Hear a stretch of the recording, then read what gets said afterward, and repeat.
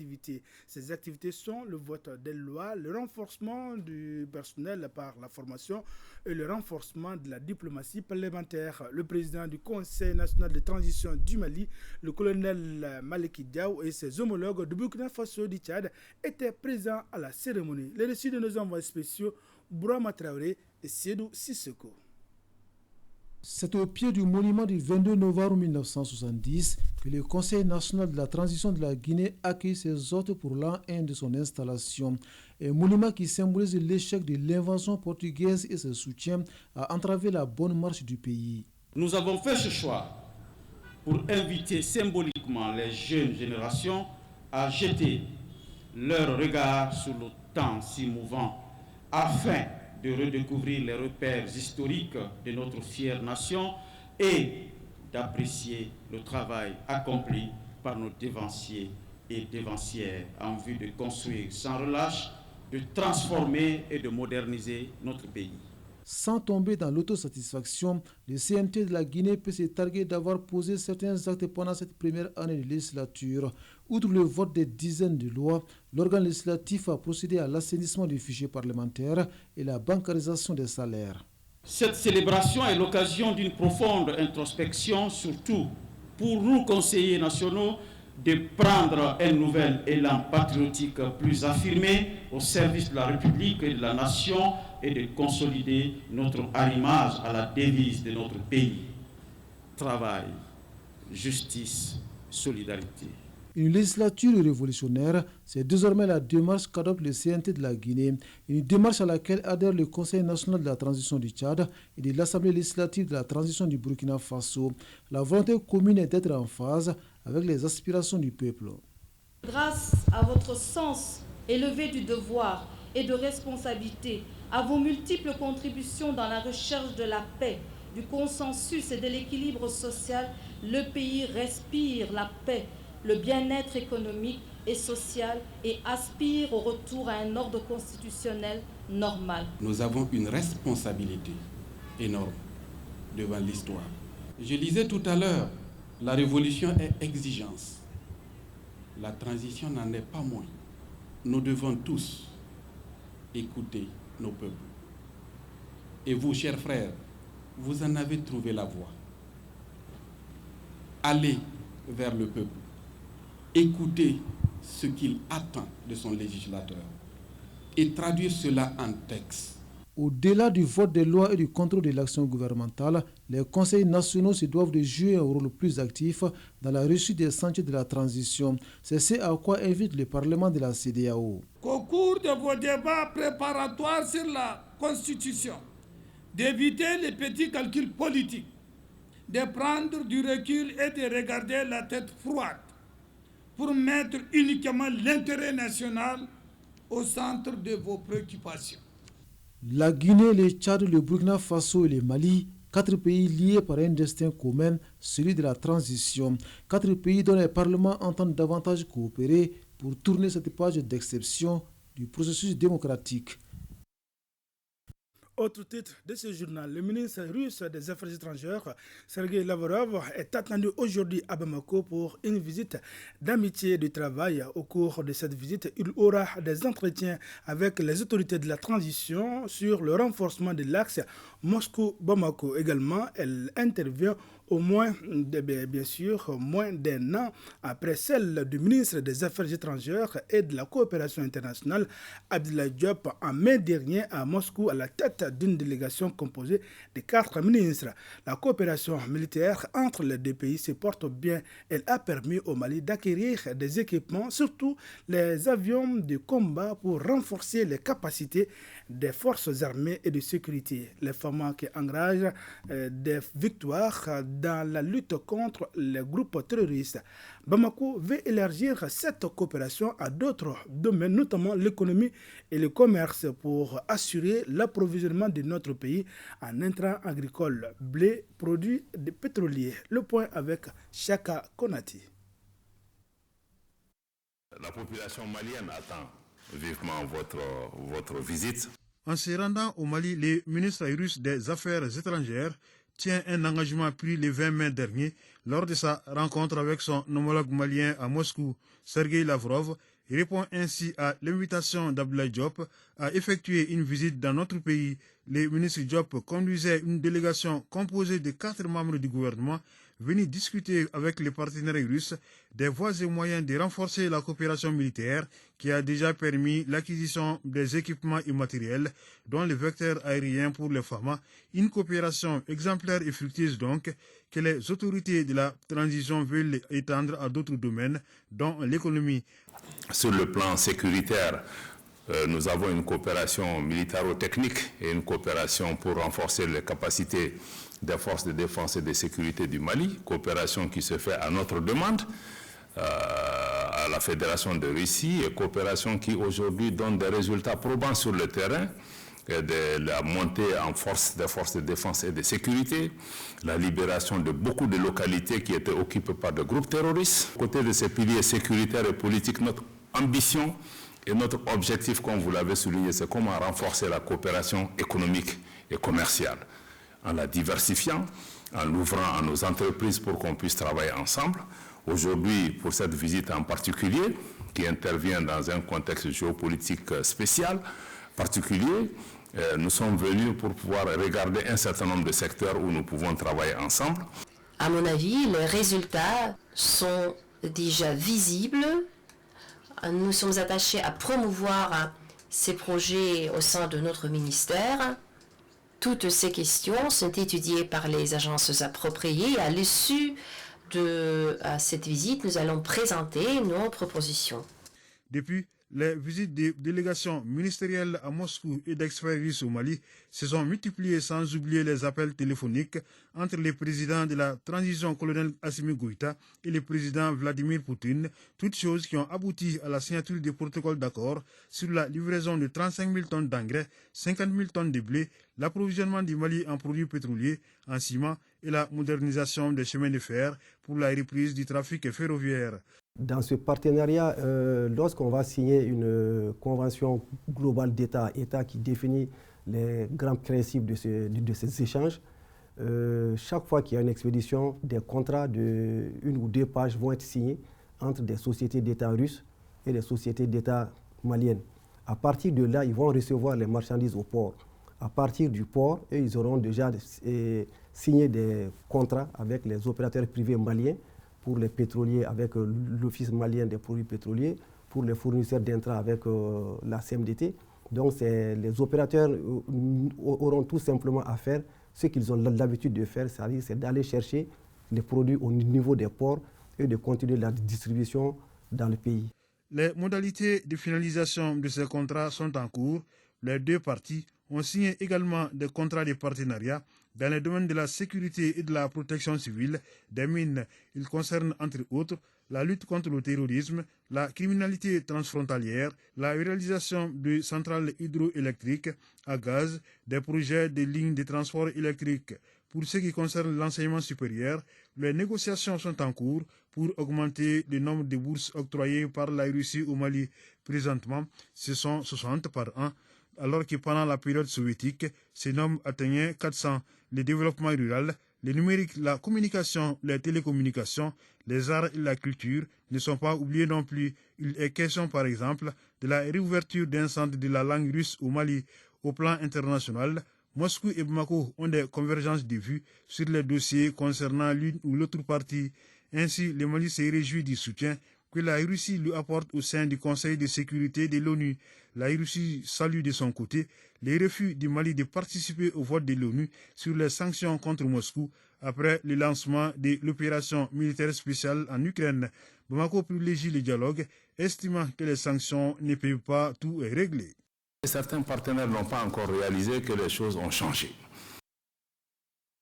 Au Mali, 14 000 nouveaux cas de cancer, tout type, sont enregistrés chaque année selon les données du ministère de la Santé et du Développement social. Ces chiffres ont été dévoilés ce jeudi 4 février, journée mondiale de lutte contre le cancer, célébrée par Solidarité 223 et ses partenaires, notamment Médecins sans frontières, au Grand Hôtel de Bamako. Objectif, intensifier les plaidoyers et la sensibilisation en faveur du dépistage volontaire précoce et la prise en charge des cas de cancer. Reportage Jules Sambou Sisseko.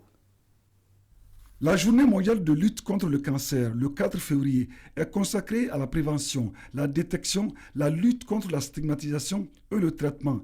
Solidaris 223 Mali et ses partenaires l'ont célébré à travers un cadre de plaidoyer et de sensibilisation pour la prise en charge et le dépistage précoce du cancer afin de sauver des milliers de vies. Selon des statistiques du ministère de la Santé, 14 000 nouveaux cas de cancer sont enregistrés chaque année au Mali. Nous saluons les autorités et nous ne cesserons de compter sur eux parce que d'abord, depuis le départ, nous sommes soutenus. Sinon, nous n'allons pas pouvoir faire une lutte contre le cancer. Les autorités ont déjà mis en place un schéma directeur pour nous approvisionner en médicaments pour la lutte contre le cancer. Le cancer, particulièrement celui du sein et du col de l'utérus, demeure un problème de santé publique, indiquent les spécialistes de la santé. Une fois ces différents cancers dépistés très tôt, donc le taux de guérison est vraiment supérieur à 90% dans certains cas. Au Mali, parmi la population cible des cancers, moins de 5% sont dépistés. Alors qu'il faut au moins 70% des personnes dépistées pour qu'on puisse être vraiment efficace sur les cas. La lutte contre le cancer est une prise en charge multidisciplinaire qui nécessite l'action vigoureuse de tous les acteurs et institutions œuvrant pour le bien-être sanitaire au Mali. La 17e promotion du cycle moyen de l'INGS est désormais sur le marché de l'emploi. Ils sont au nombre de 66 étudiants issus des filières des sciences et techniques, des activités physiques et sportives et celles de la jeunesse et des loisirs à recevoir leur parchemin. La promotion baptisée Promotion Feu Tahirou Ndiaye est un éminent professeur du dit établissement qui nous a quittés en 2020. Adama Traoré pour les détails.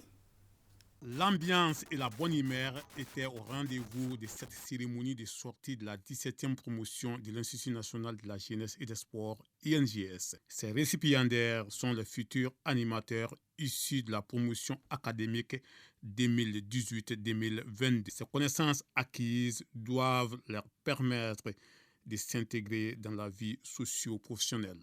Nous avons reçu une formation de qualité à travers de brillants professeurs. Cette formation constitue pour nous, sans doute, des atouts importants pour notre vie professionnelle.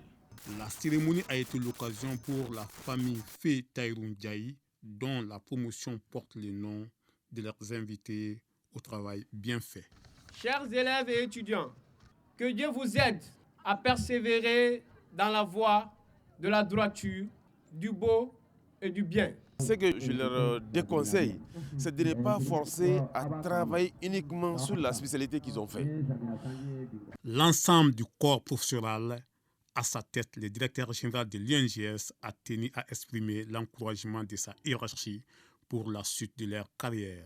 Permettez que j'exprime toute notre reconnaissance à toute sa famille ici présente pour avoir accepté de donner le nom de cet illustre homme à la promotion 2018-2022, en osant espérer que chacun des éléments, durant sa carrière professionnelle, sera regardé comme un point de mire afin de suivre son sillage. Les sketchs, la chorégraphie et la remise des attestations ont été un autre moment fort de la cérémonie. L'Union des journalistes et reporters du Mali, UJRM, a organisé ce samedi une conférence de presse pour restituer sa tournée régionale à Caille, une tournée qui s'est déroulée du 24 décembre 2022 au 1er janvier 2023. Mohamed Sangaré nous donne les précisions. Pour faire découvrir le Mali profond aux journalistes membres et non membres, l'Union des journalistes et reporters du Mali a initié des activités dans ce sens. Pour faire le point de la première visite de terrain qui s'est déroulée à Caille, le président de l'organisation était face à la presse pour expliquer le bien fondé d'une initiative. Pour cette première édition, 20 journalistes membres de l'UJRM ont pris part à cette tournée régionale à Caille. Pendant une semaine, la délégation de l'UJRM a visité plusieurs localités de la région de Caille, notamment les sites touristiques de Médine et Felou, les communes de Bafoulabé et Maïna, ou encore les sites miniers de Sayola. Les journalistes qui composaient la délégation ont fait des productions à travers les différents organes afin de faire un gros plan sur les potentialités de la région, mais aussi relayer les difficultés auxquelles les populations font face. Arrêt du trafic ferroviaire, le chômage des jeunes, la prolifération des produits stupéfiants, l'absence des touristes étrangers sur les sites touristiques sont entre autres difficultés constatées par l'association. Une projection vidéo d'un magazine de 15 minutes sur la région, suivi des questions-réponses, ont permis aux journalistes d'être mieux édifiés sur cette tournée de l'Union des journalistes et reporters du Mali dans la première région administrative du Mali.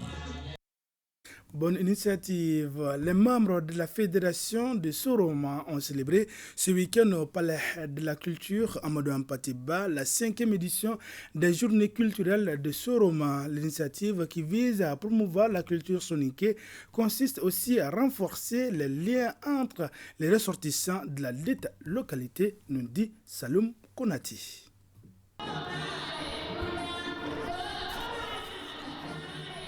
La valorisation du patrimoine culturel local et règlement pacifique des conflits dans la commune de Soroma, c'est le thème choisi pour cette 5e édition des Journées culturelles de la Fédération de Soroma. Les ressortissants de la localité espèrent à travers ces journées renforcer davantage la cohésion, mais aussi promouvoir leur culture. Ce thème est une invitation à nous approprier, voire nous réapproprier les valeurs séculaires, mais faire connaître nos humanités et promouvoir les mécanismes endogènes de règlement des conflits au sein de notre communauté et d'y asseoir un développement harmonieux. Selon les représentants du parrain, de telles initiatives méritent d'être accompagnées. Le Mali a besoin aujourd'hui de ce genre d'événements pour faire valoriser de nos cultures. On dit que la culture africaine est la photographie du savoir. C'est à travers ces événements qu'on arrive à véhiculer nos valeurs sociétales et traditionnelles. Quant au représentant du ministre en charge de la culture, il a invité les membres de la fédération à continuer dans ce sens. Des associations qui se réunissent pour œuvrer pour la paix, vraiment c'est une bonne chose. Je suis reçu, vraiment je rends gratitude à cette association et je les encourage à travailler dans ce sens pour avoir un Mali uni, unifié en paix. Le président de la fédération a remercié les membres du bureau ainsi que le parrain pour leur contribution dans le cadre de la mise en œuvre des activités de la fédération. À présent, le dossier de la rédaction. Le constat est amer de nos jours. Nombreux sont les usagers de la route qui ne respectent pas les faits de signalisation. Pourtant, le code de la route nous indique que c'est un élément très important de la circulation routière pour toute personne qui conduit. Eh bien, beaucoup d'accidents interviennent au niveau de différentes intersections parce que l'ordre de passage est d'autant plus perturbé. Pourquoi adoptons cette pratique? Qu'est-ce qui se passe? Que pense la population malienne ainsi que les responsables de ce respect, du non-respect des faits tricolores? Élément de réponse dans ce dossier signé Maïmouna Guindo. La conscience est au libre arbitrage de l'homme ce que les feux tricolores sont à la circulation routière. Mais de jour en jour, on constate que les nombreuses tentatives de sensibilisation concernant cet outil de régulation de la circulation n'ont pas porté leurs fruits. Beaucoup d'usagers grillent le feu rouge. C'est le cas de ce motocycliste. Bien conscient et voyant bien la couleur rouge, il décide quand même de passer. Et la raison pour laquelle il a grillé le feu peut certainement vous étonner, car pour lui, l'argent est plus important que sa propre survie. Je fais la course contre la montre. Je suis pressé, c'est pourquoi j'ai grillé le feu rouge. Je dois aller récupérer un client qui m'appelle. Mais je suis conscient du fait que l'acte que j'ai posé pourrait avoir des conséquences. Parce que s'il y avait quelqu'un d'autre qui venait, on allait forcément se toucher. Selon le code de la route, les feux tricolores permettent de réguler et sécuriser les flux denses de véhicules rapides, à condition d'être utilisés avec pertinence. Dans le cas échéant, ça pourrait conduire à des conséquences gravissimes. C'est malheureux que certains usagers ne respectent pas les consignes affichées par les feux tricolores. Ça crée des problèmes de gestion du trafic et ça crée des problèmes de sécurité routière. Parce que les feux, en plus de réguler, imposent un ordre de passage, apaisent l'écoulement du trafic. Et donc, il y va de l'efficacité l'efficacité de la gestion du trafic au carrefour. Si on ne respecte pas les feux, à tout moment, on se retrouve avec des embouteillages ou encore à des accrochages. Donc le feu vert, c'est le moment de passer. Il faut faire toujours avec prudence. Le feu jaune qui est là, ça c'est l'arrivée du feu rouge qui est annoncé. On s'apprête à l'arrêt. Et respectons ça. Le premier rôle du feu tricolore est d'éviter les désagréments auxquels on peut être exposé sur la route, surtout au niveau des intersections. Cette pièce maîtresse de la circulation, pourtant négligée, a une très grande importance pour les usagers. Mais hélas, on n'est pas assez conscient du danger auquel on s'expose en ne faisant pas attention aux feux de signalisation. En moyenne, on a 60 nouveaux malades, on va dire, qui passent dans le service d'accueil des urgences par jour. Sur ces 60 malades, 70% sont des malades qui présentent des lésions traumatiques liées à un accident de la voie publique. L'idée initiale, c'est de mettre un policier ou des policiers à chaque carrefour. Aujourd'hui, nous n'en avons pas le nombre. Et donc, les concepteurs des routes ont pensé qu'il fallait doter à certains carrefours accidentogènes de feux tricolores. Donc, partout où vous avez un carrefour à feu, c'est que c'est une zone à potentiel d'accident. Nous avons fait un sondage l'année passée. Nous avons regardé quel est le taux des personnes qui ne respectent pas les feux. Malheureusement, nous étions à un taux de 30%. Ça veut dire qu'aujourd'hui, près d'une personne sur 3 ne respecte pas les feux tricolores quand le policier n'est pas là. Cet usager, lui, a compris le rôle que joue le feu de signalisation dans la circulation routière. Donc, pour sa propre sécurité, ils se sont obligés de respecter le feu tricolore. Le respect des feux, tu les respectes pour ta propre sécurité. Hein? Si tu ne respectes pas le feu, si tu rencontres un autre qui ne respecte pas le feu, voilà, vraiment, vous faites les frais. Nous produisons des documents que nous distribuons. Et ça, c'est distribué à toute la presse, aux ONG, aux décideurs, etc. pour que chacun prenne conscience des dangers liés un peu aux accidents de la circulation et aux conséquences. Et c'est une aide à la décision. Donc il y a une analyse plus approfondie qui est menée à ce niveau. Certains usagers sont prêts à toutes les acrobaties et à prendre tous les risques pour ne pas marquer un temps d'arrêt afin de céder le passage à d'autres usagers. Un comportement qui n'est pas sans conséquence. La bonne conduite impose le respect de ce dispositif.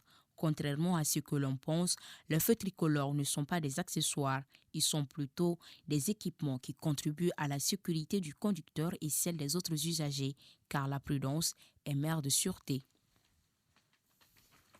Oui, sûrement. Merci bien, Maïmouna Guindo. Merci à vous aussi. C'est donc la fin de ce journal. Merci de l'avoir suivi. À demain, Inch'Allah, même heure, même plateau et pour d'autres informations.